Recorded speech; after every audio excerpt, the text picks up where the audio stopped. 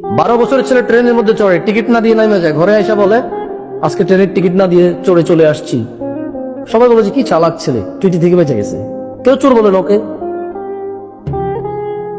আপনার তোমরা যে 3 জন বন্ধু আছো, তোমাদের মধ্যে সবচেয়ে চালাক বন্ধুকে যে বেশি মেয়ে পটাতে পারে, সেটা ঠিক না?